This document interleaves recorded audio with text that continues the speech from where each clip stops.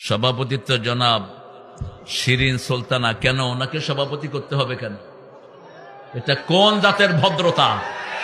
হ্যাঁ, কি জন্য তাকে, এই মহিলাকে সভাপতি করতে হবে কেন? আল্লাহ এই জাতিকে হেদায়েত দান করুন। আর কোন সরকারি অফিসার ছিল না?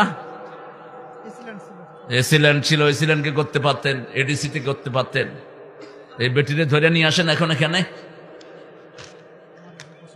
হ্যাঁ, এরা যথেষ্ট কষ্ট দিয়েছে গত 17 বছর আমাদের। আমরা কারো তোয়াক্কা করার জন্য দুনিয়াতে আসি নাই। পুলিশগুলো ছিল তাদের হাতের কিনারক, ইশারায় তারা কাজ করত। আল্লাহ যদি এখন তাদেরকে ভালো করে, ভালো না হলে ওদের লাইনে যাবা, ভালো হওয়ার চেষ্টা করো। আমরা টাকা দিয়ে অফিসার পালি আর আমাদেরকে পিটায়, আমাদেরকে গুলি করে। একটু মাথার চিন্তাও করো না, কয় যে সরকারি চাকরি করি। কিসের চাকরি করস বেটা?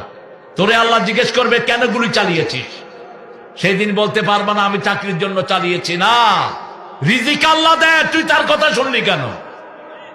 বুখারীতে একটা হাদিস এসেছে, আজকে পড়ছিলাম, 4317 নম্বর হাদিস, বলবো ইনশাআল্লাহ। রাসূল এক জায়গায় কিছু লোককে সেনাপতি একজন নিয়োগ করে যুদ্ধের জন্য পাঠালেন, আর বলবেন তোমরা তোমাদের সেনাপতির কথা শুনবা। ওই সেনাপতি ওখানে যাওয়ার পরে বলল যে তোমরা কাঠ জোগাড় করো, কাঠ জোগাড় করো। সবার কাঠ জোগাড় করলো, বললো এটাতে আগুন দাও। আগুন দিছে, এবার এটার ভিতরে ঢুকো। এখন সাহাবায়ে কেরাম চিন্তা করতে লাগলেন ঢুকবেন কি ঢুকবেন না।